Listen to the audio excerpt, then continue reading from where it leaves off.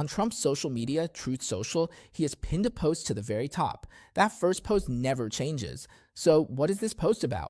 It tells a story about how he managed to save the federal government money from what was originally a planned budget expenditure. 1 out of 16,000, that's the ratio we're talking about. Why is there such a huge difference? What kind of money-saving story is this exactly? The second thing is about New York City Mayor Adams. He also posted a video, and that video went viral. As they say in English, go viral. The video attracted 3.5 million likes, so it's very likely that the number of views reached tens of millions. Almost all of the engagement came from young people, but for him, such a popular video actually spells disaster for New York. Why do I say that? Well, behind these two stories, there are some really profound topics or insights about how society operates. Today, I'm heading to New York to attend a major event, so I won't be able to do my regular news segment. So here, I've pre-recorded a show for everyone to talk about these two latest news stories. All right, let's start with the Mamdani situation. So New York City Mayor Mamdani, he released a video and it immediately went viral. So what did he say? He said, "I'm going to tax the rich." In New York, people who own a second luxury home will have to pay an extra property tax. Can we play that video now? For mayor, I said I was going to tax the rich. Well, today we're taxing. I'm thrilled to announce we've secured a pied-à-terre tax, the first in New York's history. This is an annual fee on luxury properties worth more than $5 million, whose owners do not live full-time in the city, like this penthouse, which hedge fund CEO Ken Griffin bought for $238 million. This pied-à-terre tax is specifically designed for the richest of the rich. Those who store their wealth in New York City real estate but don't actually live here are still able to reap the huge financial rewards of owning property in, dare I say, the greatest city in the world. And most of the time, these units are sitting empty since, again, they don't actually live here. This is a fundamentally unfair system that hurts working New Yorkers. Now it's coming to an end. This tax will raise at least $500 million directly for the city. It'll help fund things like free childcare, cleaner streets, and safer neighborhoods. As mayor, I believe everyone has a role to play in contributing to our city, and some a little more than others.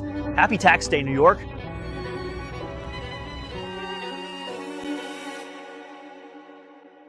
What this video is saying is if you own real estate in New York, but it's not your primary residence, in other words, you're not a New Yorker, but you own property here, and if that property is worth more than $50 million, then you'll have to pay an extra tax. So how much will be taxed? Right now, we don't know. The tax rate is still being decided. But what we do know is that based on this standard, about 13,000 properties in New York would be affected. So if this tax is implemented, it could bring in $500 million in annual revenue for New York City. And then Mamdani made a big move on what's called Tax Day, April 15th. He went to New York's so-called Billionaires Row. Where is this street? It's on the south side of Central Park in Manhattan. There's a row of ultra-luxury skyscrapers there. In front of one of these buildings, he directly called out a unit upstairs, saying that's where the founder of Citadel, a hedge fund with a net worth of $50 billion, lives. His name is Griffin. The apartment he bought is on the top floor of this 62-story building. Griffin spent $240 million to buy this 24,000 square foot penthouse on the top floor. So this post, just this short post, ended up getting 3.5 million likes.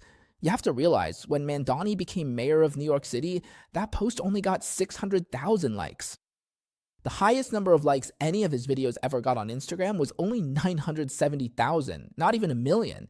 Yet this one post managed to get 3.5 million likes. So you could say it attracted a huge number of people who want to tax the rich or who agree with taxing the rich. It's young people in the US, but maybe also young people around the world, though it's definitely mainly Americans. So what was the result?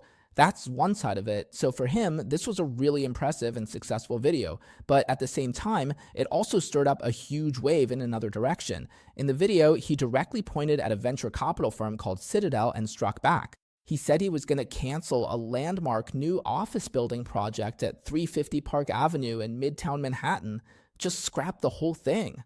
This project is worth $6 billion and would have brought 6,200 of these. construction jobs, and 15,200 permanent positions. So with this cancellation, $4.5 billion just vanished, gone. That $4.5 billion contribution to New York is just gone. You have to realize the city only collects about $500 million in taxes a year. And now, just like that, $4.5 billion is gone. So with this flashy video Mamdani made, are they actually making more money or losing more? And besides that, the developer also promised to donate to 2 nearby churches, one called St. Dymphna Church, St. Dymphna Church. The other one is St. Patrick's Church, and they're buying air rights worth $1.15 billion to help preserve these historic buildings. So since you're penalizing them, he would also pull Citadel's investment out, so all of this would come to nothing. That's the situation. Now the first impact, the second impact, Britain's King Charles in a few days will visit the United States. So what's he going to do? Of course, it's a state visit. Trump invited him. So first he'll go to the US Capitol to meet Trump, and after attending the celebration for the 250th anniversary of American independence, he'll come to New York. He'll visit the 9/11 Memorial in New York to lay a wreath. He'll also visit some community projects, and then, according to reports, the British king is supposed to come to New York to meet with Mayor Adams. This is what some media outlets are speculating. Why would he want to meet with the mayor of New York? Most likely, it's to discuss the issue of the British royal family's assets in New York being subject to a special tax. Why? Because the British royal family, through its crown estate, owns property there. Or related funds are invested in real estate all over the world, and in Manhattan alone they own multiple properties, including some near the United Nations headquarters, which is right in Manhattan. And then there are luxury apartments and commercial real estate in Midtown Manhattan and the surrounding area. In short, it's a lot of real estate. Of course, New York is definitely not the British king's, primary residence? So all of these properties are subject to this special tax. So at least 2 big tycoons are now facing this situation, and it's very likely they'll both leave. So what are you going to do about it? All right, so let's talk about it. Since we're facing this situation, why does Mamdani want to impose this tax? We all know that Mamdani, when he ran for mayor, campaigned under the banner of so-called democratic socialism. But if we take away the democratic part and just speak plainly, let's not beat around the bush. It's socialism. He's trying to implement socialism in New York. One of the core ideas of socialism, one of its main principles, is the call to bring benefits to the poor. So what does it mean to bring benefits to the poor? At its core, isn't it just about money? So where does the money come from? Back when Venezuela's President Maduro was elected in 1999, he confiscated private oil fields and private refineries. He confiscated all of them, so he had money in his hands, money to distribute as welfare. But in the end, after all the money was handed out, Venezuela collapsed. Even though it has the largest oil reserves in the world, they couldn't extract any oil, because he ruined the oil fields and refineries. But anyway, from 1999 to around 2005 or 2006, they actually had money to hand out. So what about New York? They can't seize oil fields, right? They can't take over refineries. They don't have any. But what did they promise? Free childcare for all of New York. The wing grocery stores, using terms that people from mainland China would understand, are basically state-run supply and marketing cooperatives, not-for-profit state-run supply stores. Another thing is the large-scale construction of affordable housing, that is, housing sold at low prices. There was also a big increase in free public transportation and other social welfare programs. In short, they made a lot of promises. So what happened? Now that they've been in power for 115 days, you could say they haven't accomplished a single thing. Why is that? Because everything requires a lot of money. New York's annual budget is $110 billion, but even with that $110 billion, they can't balance the books. They're short by $5.4 billion. So right from the start, they're already running a deficit. Where are they going to find more money to provide even more benefits? So what is he facing? He's facing 3 possible solutions. The first is to raise taxes, which is something he kept talking about during his campaign. If I become mayor, I'll tax the rich to help the poor, right? This is a very typical approach, the classic take from the rich to give to the poor strategy. This was also the main point of his original platform, significantly increasing taxes on the wealthy and on businesses to support its welfare programs, but in the end, it didn't work. Why? Because in New York, the city government can't collect or change income taxes. Only the state government can do that. So he needs the New York state legislature and the governor, The legislature has to pass it, and the governor has to sign it. But New York Governor Hochul doesn't dare to do that. Because first of all, Hochul isn't as much of a socialist as he is. He knows that doing this would be risky because it might drive New York State's wealthy residents away. In fact, the rich have already been leaving New York, and they're afraid it'll just make them leave even faster. So he said, sorry, we can't raise income taxes. So first, raising income taxes is out. Second, what about borrowing money? If he needs to spend, he could issue bonds, right? If there isn't enough money, just issue bonds and take on debt, right?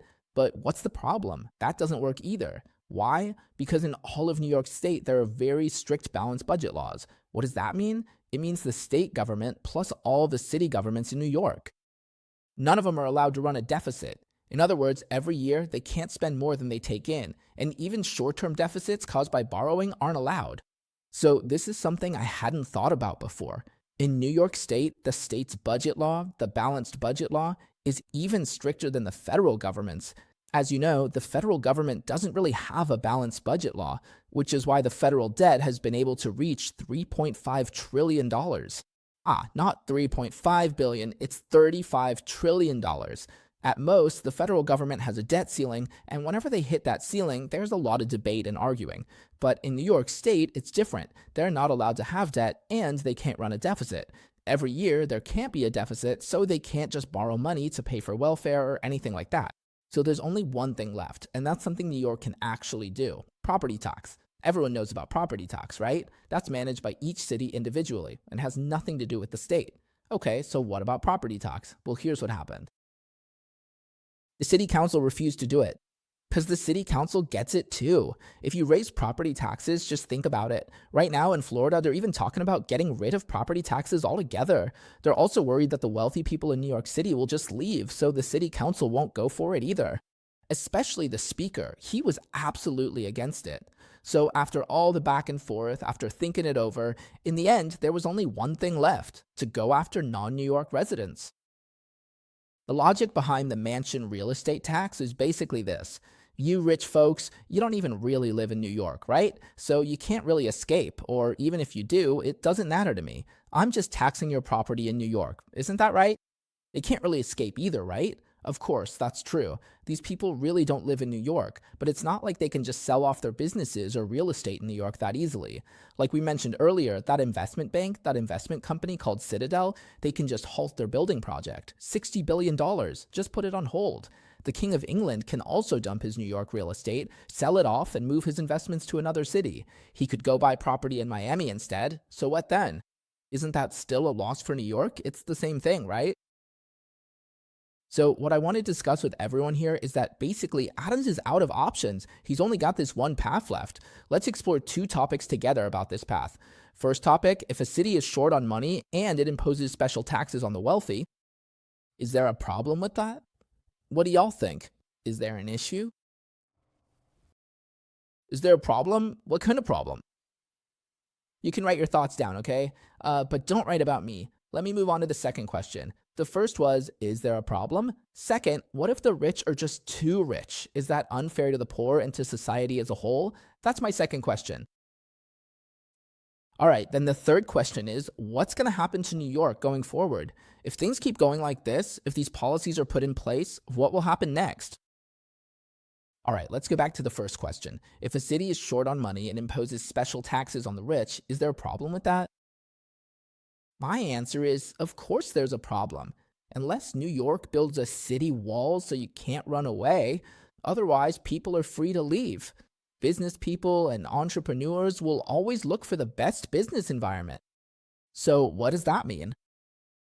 Imposing special taxes on the rich is the fastest way to ruin a city's prosperity because people will just pack up and leave. That's exactly what happened in Texas, Florida, and even Tennessee. They don't have state taxes, so everyone moved there. So while you're trying to raise taxes, others are cutting them. And if you manage to get rid of taxes altogether, even better. Secondly, I said unless you build a wall, but honestly, even a wall wouldn't work. Everyone knows Venezuela did the same thing back in the day. They raised taxes too. Venezuela.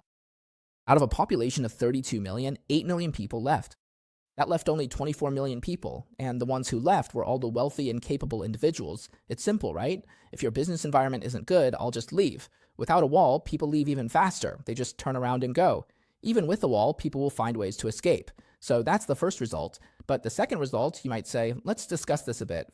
Morally speaking, are these wealthy people being heartless just because they're rich? Is it unfair to the poor?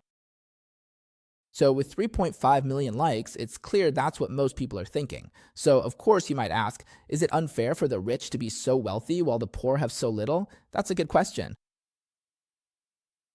Should everyone leave a comment and share your thoughts? This is a really classic question, isn't it? All right, so now I'm going to share some information about our sponsor. Meanwhile, everyone else can leave comments and share your thoughts. This is mainly for Mother's Day, so if you need to show your appreciation to your mom, I've got a great suggestion for you.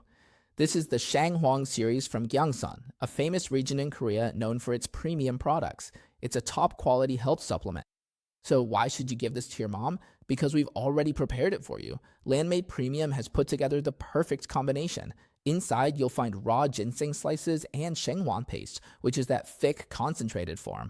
It's also really easy to absorb, and there's a whole raw ginseng root in there. All of it is black ginseng, processed through 9 cycles of steaming and drying. So the combination is fantastic, and the price is great too.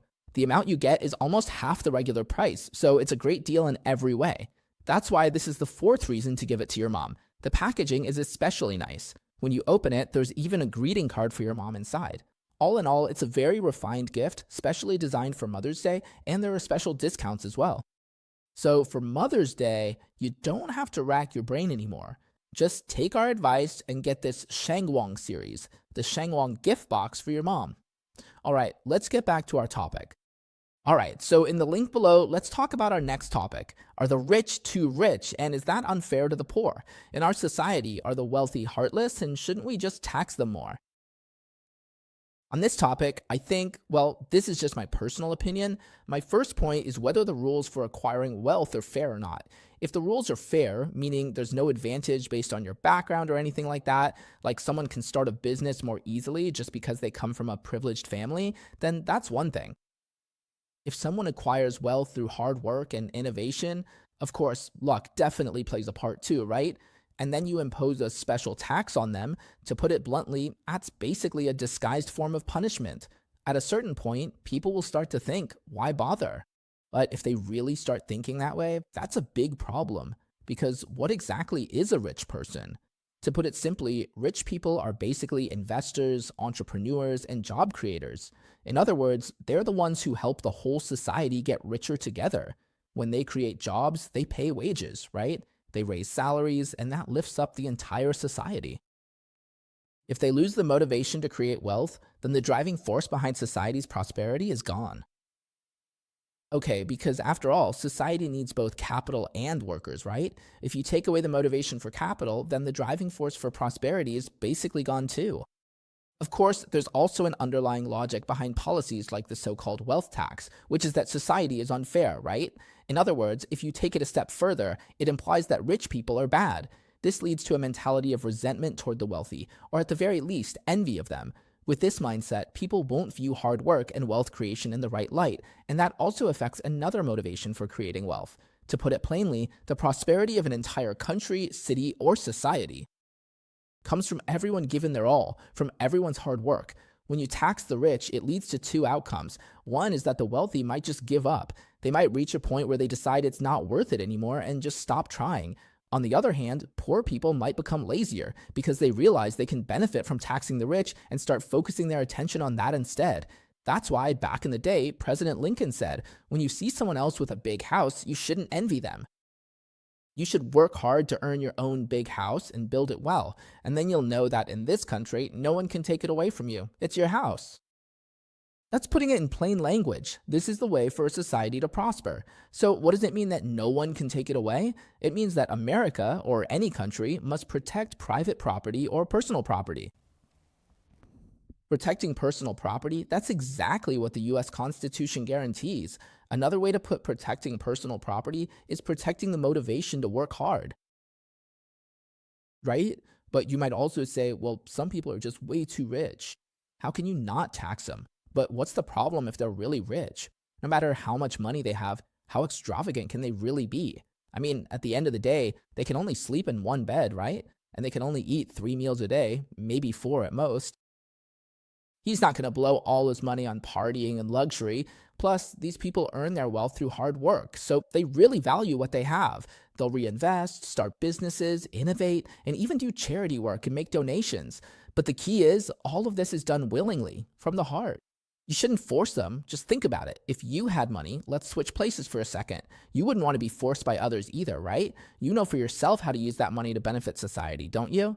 Actually, from the Industrial Revolution in the late 19th century to the technological revolution at the end of the 20th century in the United States, all the way up to today's AI revolution, it's all been driven by the private sector. There's almost never a need for the government to get involved or put up money for it. Because the government isn't involved, there's rarely, though not never, corruption, and there's very little waste. Why? Because it's all done by the private sector. Business owners aren't going to let corruption or waste happen in their companies. Isn't that a good thing? For the government, this is governing by doing nothing. But why is Mamdani sticking to this? And why do so many young people support it? With 3.5 million likes, over 300% more than usual, what do you think?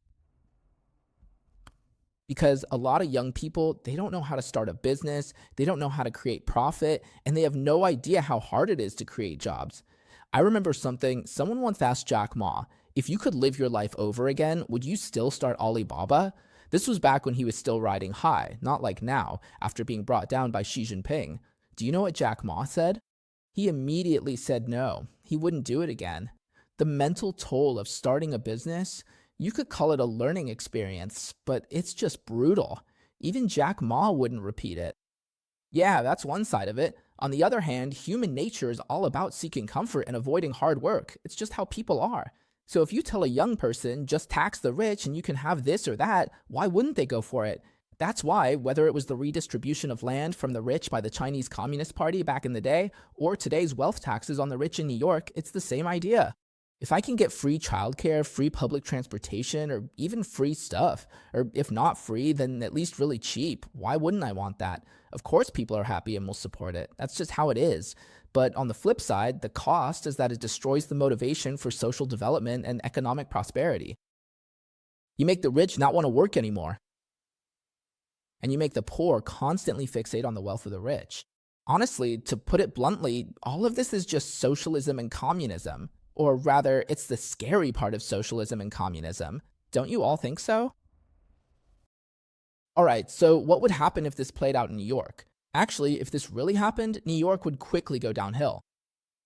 But because New York and New York State have such strict laws, and also because there's still this basic understanding that if all the rich people leave, it would be a disaster, the state legislature and the governor don't dare to make a move, and neither does the New York City Council.